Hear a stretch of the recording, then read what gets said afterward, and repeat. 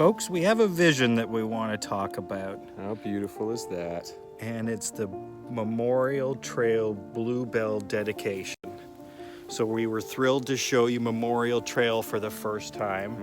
And this is the perfect time to launch the Memorial Trail Bluebell dedication. And again, this is the vision. We're gonna turn that into this. They are a native flower, and they flower in the spring. The smell of them is absolutely incredible. They're awesome for bees and for pollinators. It's a perfect way to tell somebody you love them. You could dedicate a bluebell flower in somebody's honor. It can be for a pet, it can be for a neighbor, it can be for mom, it can be for dad. It can be for anybody that you choose. But we can't wait to start this project, and we need your help. So the stone wall work at Happily Ever After Farm Sanctuary in Campbellville, Ontario, Canada is absolutely breathtaking. That is the enchanted forest right there where you can enter, and then the stone wall divides, and that red gate over there, that is the opening to Memorial Trail. You can become a monthly subscriber to the newsletter. You can become a monthly donor and help support this place on a monthly basis. Or you can donate one time. No donation is too small.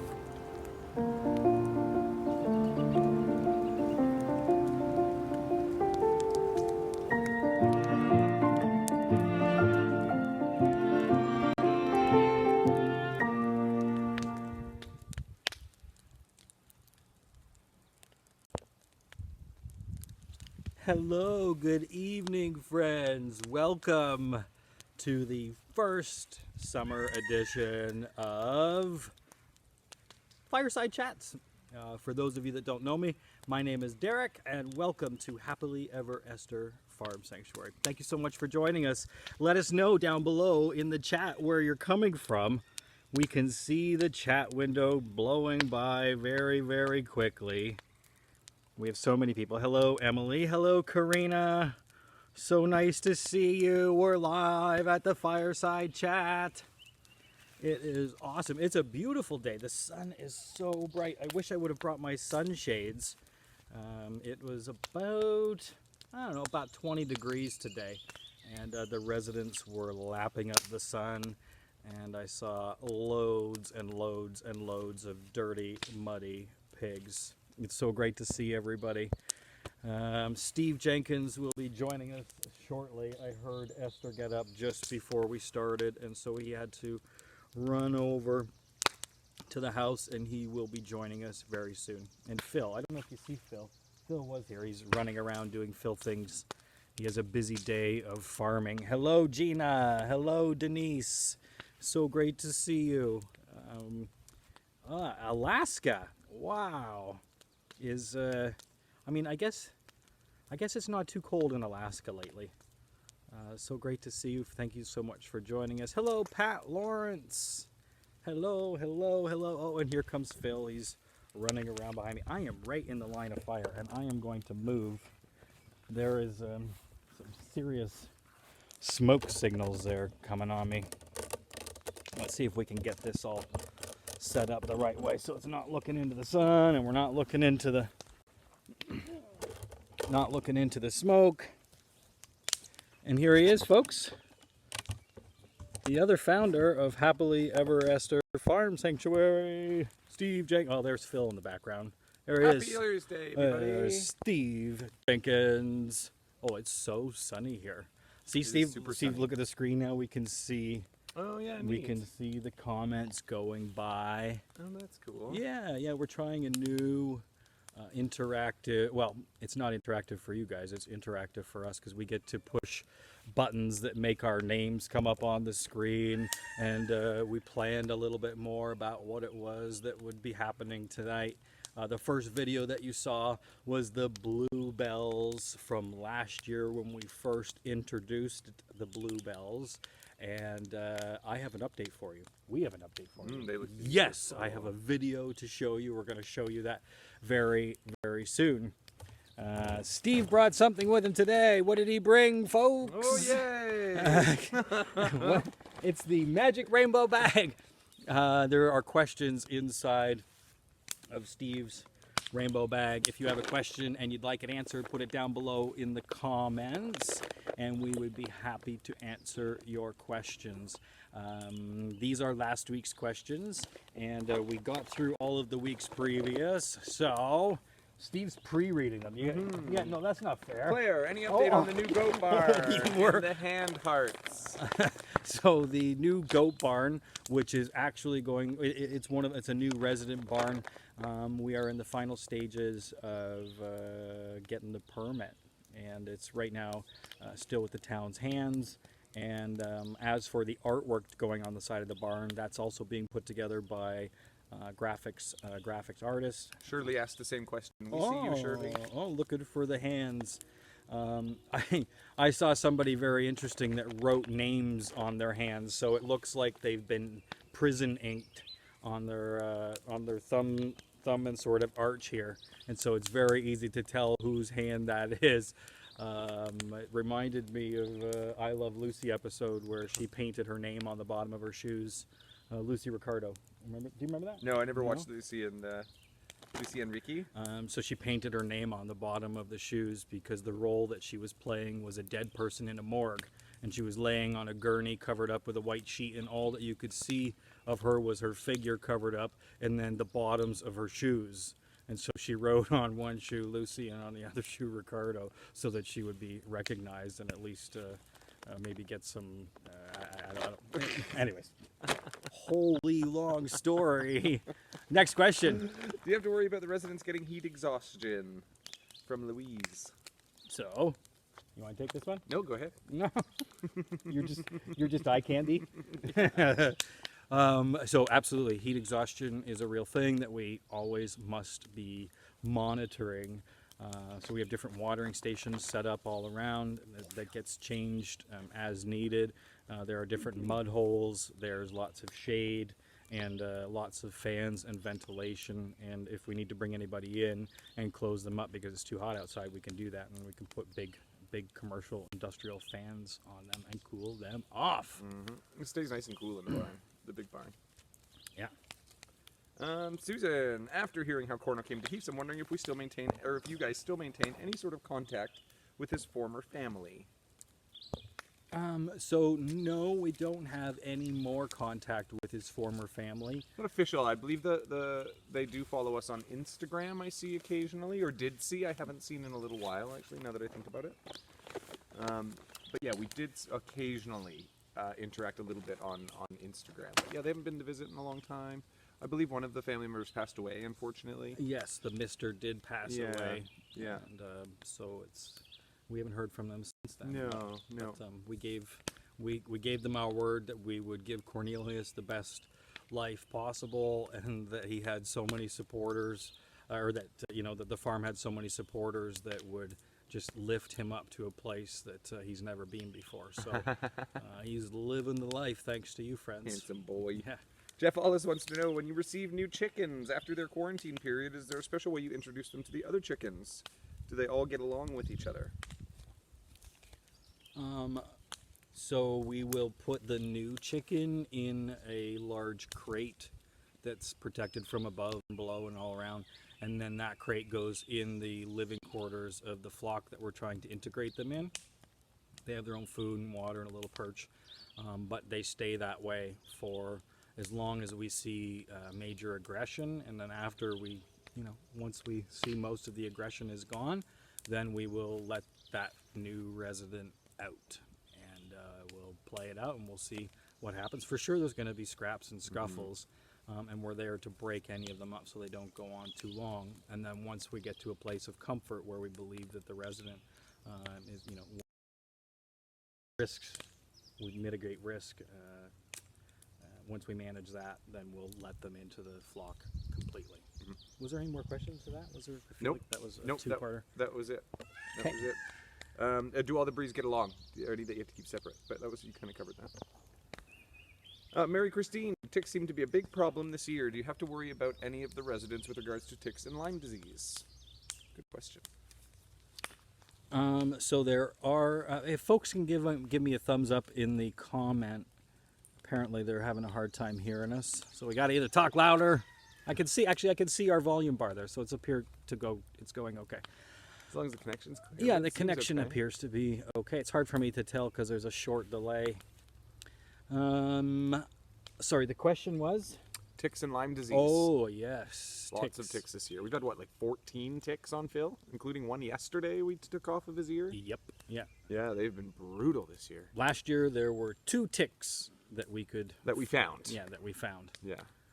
And this year 14, so we're definitely on the lookout big time. And if you don't know what Lyme disease is, it's a disease that not a whole lot is known about, that affects your nervous system and can affect your autoimmune. It's like an autoimmune disease, and it's a horrible. Can be horrible, it can right? Be a horrible Sometimes experience, and it's really awful. It's passed on by certain types of ticks. Actually, one of Esther's Twitter followers is, I'm trying to remember what her handle is. Her name's Emma, I believe, and she's a writer. I believe she got Lyme disease a couple years ago. She's in the UK, came to the United States, got Lyme disease. It took them a year and a half to figure it out, and she's still bedridden. So she's in a bed and has been in a bed for quite a long time. Diary of a Horizontal Girl is the name of a book that she wrote. Really? Yeah, because it's been quite an ordeal for her. Some people it's not so bad. Some people it is really life-changing. So yeah, Lyme disease is no joke. Justin Bieber has it, or had it also, did he not? I think you always have it. I don't know. I think once you have it, you always do. I'm not sure. I really don't know enough about it, other than Same thing, other than we don't. Other than anytime we find a tick on Phil, I feel like everything on me is a tick as well. And yeah, you have this horrifying. phantom You got sensation. phantom ticks on you. Louise wants to know, does Captain Dan know that Esther calls him a hunky barn boar? Yeah, for sure he does. They have internet in the barn. They kissed the other day. Did you show that? Yeah. You did? Yeah. Did you drop that? Right? They had a little interaction the other day. She left little the snout yard, kiss. and Dan was out, and the world, like the two worlds came together. Fireworks erupted behind them. Doves were silent released. Fireworks, so as not to scare the animals. Yeah, hilarious. Oh, it was a really funny experience, and she went, "Eek!" Well, you saw the video. Just a picture. They didn't get to see video. Oh, Yeah. Oh, I thought you showed a video. No, Debbie Ann wants to know, the other day I saw a video where Dan was offered garlic leaves and he raised his right ear after some time after rejecting it. Is that some kind of special gesture from pigs trying to say yes or no, or is that a regular behavior, the ear flip? Oh, I'm not familiar with that, to be honest with you. I've not seen it as a regular behavior. No, I haven't seen it. It's just been a one-off. They do have a lot of verbal cues that they give. Captain Dan will sometimes give no verbal cues, and he goes right from 0 to liftoff. But most of the time, everybody will give you a verbal cue. So Yeah. Susan wants to know, I noticed Escalade and BJ have nylon halters on most of the time. Are they safety breakaway halters? Yeah, for sure they are. Yep, and they're not on all the time. We would like Escalade's halter to be on more than it is, but he is a master of taking it off and not letting us put it back on again. So that's super. For days or weeks. That's super clever of him, and we have been working for over a year with him regularly. And some days you go in and it's like you're a stranger. It's he does have certain people that he reacts to better than others, but still, there are good days and there are bad days. He and just doesn't want to do it. He's so smart. Okay, He's so crazy but smart. That means that we can't offer them the same help that we would be able to, should we be able to put his halter on and put him on a trailer and do all the things that Getting him on a a trailer horse and donkey need hard, to be able to do. Denise wants to know, do you have problems with birds of prey like hawks or eagles? No, not problems. Nope, not a problem. We see them occasionally from time to time, but I would not classify it as a problem. All right, and Lori wants to know, do you and Steve ever try to race the little wooden racers that you found in the barn? Oh, We didn't, that would have been a unfortunately. great story. And we actually had a fundraising idea against it where we were going to race them and people could bet as to who they thought I was going to win for Yep. sure. And Derek's not a very good driver. I would have the brakes on going downhill. Slow down, Yeah, you! yeah, I'm old Grandma Walter over here. I don't like to go too fast. Never like to go fast. You're more into grand touring automobiles Yeah, than racing yeah, would cars. be. So we fantasized about having race with those cars, and in the end, we waited too long, and some vermin moved into them and did their business in them for quite some time, and evaded the cats, and so therefore they got destroyed. A shame. So in our minds, that happened, and I won. I won. Allison wants to know, does Corno get along with Nancy and Mary? No. Corno doesn't get along with anybody except for me and Derek and Phil and Esther. And sometimes Mel, but most times not. Yeah, no, Corno is very particular. And he actually does, he fights with Nancy, doesn't he? He actually gets a little bit aggressive. A little bit. With Nancy. So no, Corno does not get along with Nancy and Mary, unfortunately. He's a people bird. Yeah, 2 people only. and he can't move quite as fast as he used to. Well, he's been a little quicker lately. He's gotten a little bit skinnier, lost some weight. He's fitness Corno. Like Esther, they've got the same trainer. Is that what it is? Yeah. If you have a question, put it down in the comment feed below, and one of our kind volunteer moderators will pluck it out of thin air like magic and put it in our email account, and we will answer questions. We are coming live on Monday and Thursdays all through the month of June. Oh my goodness. Say hi to some people, Steve. Who have we got there? Hello, people. Hello. Valerie. I can't read them. They're too far away Oh, from come me. on. You can't read that? No, my eyes are terrible. Caroline Spencer, Louise Emerson. I can read the white. Valerie Picard. Somebody wants a video game? Your voices are not synchronized with the image. Oh no, maybe get off of Facebook and then come back on again and see if it is synced up, or if it's choppy or whatever the problem is. When it reloads, it will be all synced up like a magic show. Ta-da! Ta-da! Is that it from the questions? That was it for the questions. There Oh wasn't many in my. there. That was just a little tiny packet. There are going to be a lot of questions. I know it because we have just launched the Summer Sparkle fundraiser campaign, where we are trying to raise $100,000. $100,000 Canadian dollars, right? That's right. That's about $7,000 American. About 75,000 American dollars. 100,000 Canadian dollars. We are raising That's Canadian like one dollars. Starbucks coffee. 100,000. Yeah, one Starbucks coffee in America, folks. That's how much we're trying to raise. We are trying to raise for medical care and shelter. And one of the projects that we are trying to raise the $100,000 for by June the 30th is our shelter, our quarantine and recovery suite. But before we can do that, we have to first evict maintenance from what will be quarantine and recovery suite, and which is now the 3-car garage. And in order to do that, we need to build them a maintenance drive shed for storage of all of their equipment.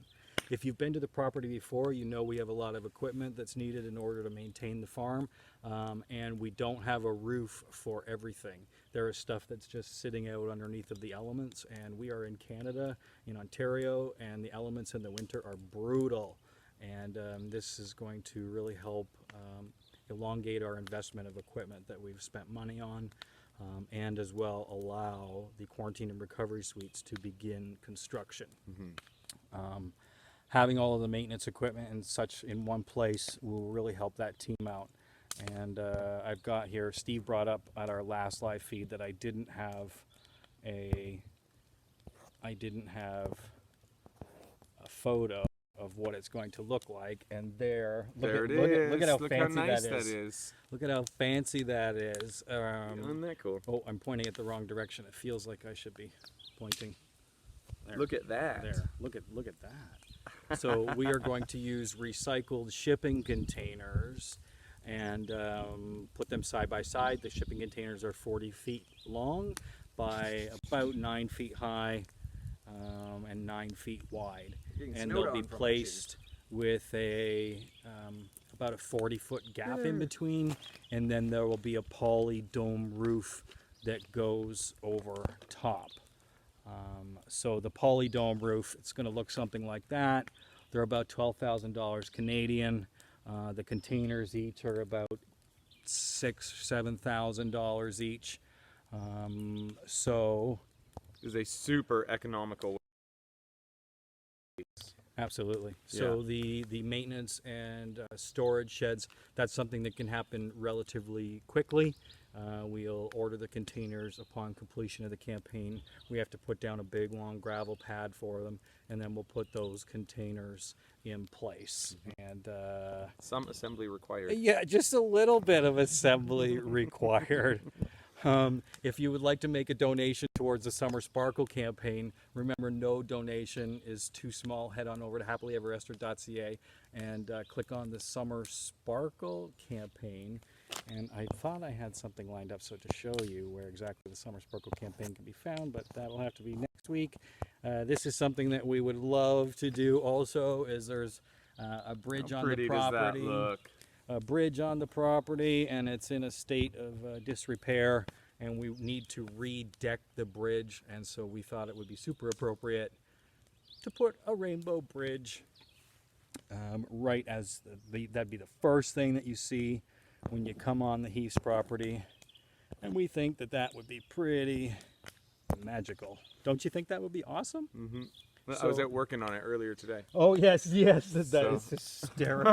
Oh wait, I got some on my shoes. I think I got some of that striped paint on my shoes. You can see. Too far. Yeah, I got the striped paint all over my shoes.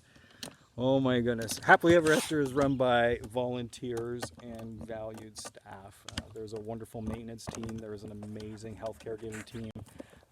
And we have a wonderful core of volunteers that help keep this place going. A resident beaver in the river. There is a resident beaver. Yep, the Heath's beaver. There's been a lot of questions about the possum. You want to update people on the possum? Yes, the possum was doing exceptionally well. It was a she actually, and she was going to come back here in the spring. She was doing so well. The only reason she stayed as long as she did is because of the weather. It was too cold to be released on her own as she was young. So she was being kept inside, and the rehabbers asked if we were able to keep her inside here, and we really would have loved to, but you require permits and you require all kinds of other things that we don't have to legally be able to have wildlife in the home, which we would have wanted to do properly if we were going to do it. I also have a problem letting go of animals, so I sensed it might have been a challenge for me to have this possum live with us and become my friend for a couple of months, to then let it go. I can't imagine wanting to do that, and she wouldn't have wanted to go either because we would have become such close friends. So it was for the better that the possum went to another proper rehabber that would not have become attached and potentially kept that possum out of the wild, because that's where she belongs. So as far as we know, she has been released and is happily doing her possum thing close by in the area. She didn't get released on the property, but I know that that she was released close by, about 20 minutes or half an hour or so from here is where she was staying. So yes, possum is doing fabulous. It's Pride Month all month long in Ontario. I think it's different months depending on where you are in the world, right? No, I think Pride Month is always the same. Pride parades and stuff happen at different times. Okay, so it's Pride Month now in Amsterdam. I think so. Yeah, okay. All right. Well, I think so. But they don't have their Pride Festival until August. Right, after Queen's? Queen's is in May, I think. No, it's King's Day now, isn't it? Good question. I don't remember. Oh, I miss Happy Amsterdam Pride. so much. Happy Pride to everybody. A couple years ago, I don't know if you remember, pre-COVID, we entered a float from the farm sanctuary Feels in like the a lifetime Toronto ago. Pride Parade. I know it has been. 3 summers. And we really missed that event. So what we're going to do, if you donate to the Summer Sparkle campaign, we're going to have an online virtual Pride Parade at Heath's. And there may or may not be a foam party for Donna. It's going to be super gay. There will definitely be... there we are. Speaking of, we'll be definitely inflating the jumbo pig, and we'll be touring it around. And Esther, I don't know what Esther will think of all this. She hasn't seen the float in a couple of years. It looked so good downtown. But it was such an awesome time, and Look at that. we marched through. Look at her with her pearl necklace and everything. Oh, it was And so look at pretty. everybody was decorated. We had umbrellas for everybody, and it was just a rockin' hilarious time. It was such a good time. So we are. Oh, we're gonna slide over a bit. There, sliding over this way. I know you're hiding behind. So we're going to have some visual parade of sorts, Heath's style, if you will. Style. Whatever in the world that means. And everybody that donates to that campaign will be invited. And of course, as always, you know that no donation is too small. That's how we reach the goal of $100,000, is in little increments, and that's how we make big change. Oh my gosh. All right, friends, we have to wrap up the Thursday Fireside Chat. I have a video that we're gonna show you. Fireside Chat when it's like 75 degrees and muggy and humid and. Hey, we have lots of brush that we have to burn. God. I know. It's look at. You get to spend time with us. We should be having a poolside You chat. get to spend time with us. We should be having poolside chats, not fireside chats. Oh my goodness. So the visuals that are being provided on the screen, we're trying a new program, and I have in front of me Super neat. an iPad that's set up on Face, so we can see your comments going by, and we have all of the information pegged in, and I just have to touch Like a it. real life news I broadcast. just have to touch with a finger, and it all comes up. Friends, my name's Derek. This is my partner, Steve. We hope you have a wonderful You haven't shown the Thursday. video. You said you were going to show a video of the bluebells. Oh, okay. You want to show it, and then we'll come back and say goodbye? All right, here we go. Leave them with the video of the bluebells. Folks, we have a vision that we want to talk about, How beautiful is that? and it's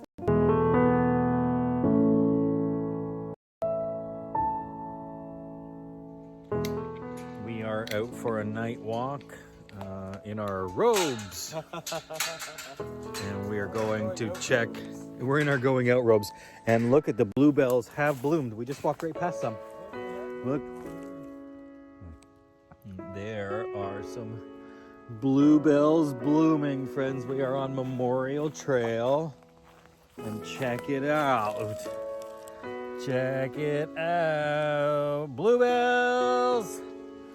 Amazing! So these are going to naturalize across this space.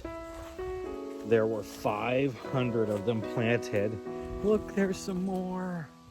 Look, these are closed up. It's just, we're just right before, the sun is just setting right now, so some of the flowers are closed up already. But they're beautiful.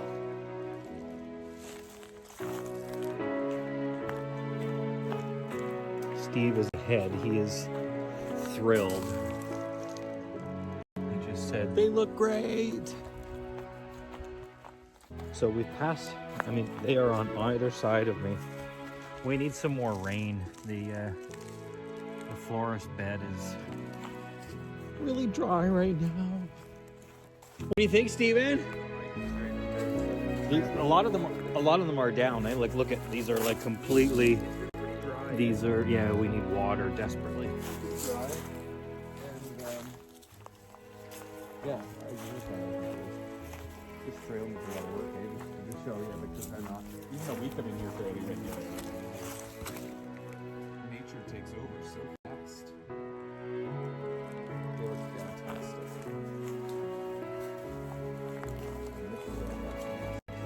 And they will spread every year. Oh, there's Phil. Phil says, oh, I'm just going to walk right over those ones. Oh, yeah.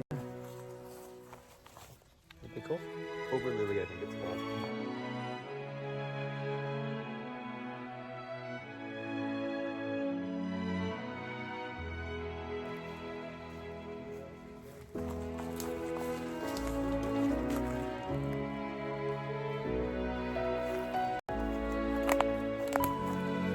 The bluebell flowers are everywhere. They're beautiful.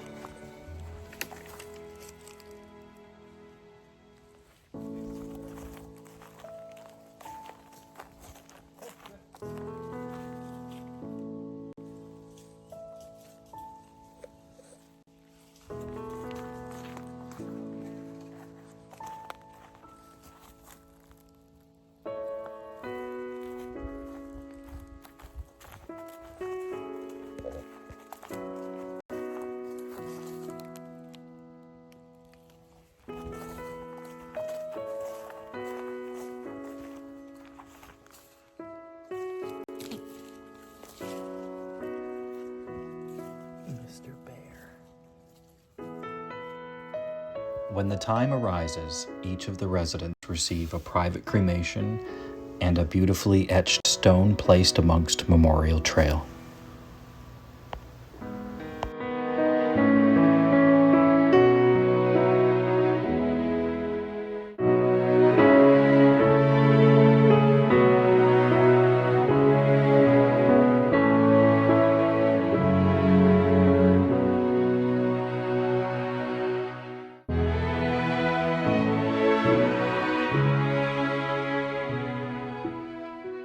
To learn all about the residents, past and present, please head on over to happilyeverester.ca and click around the About Us tab.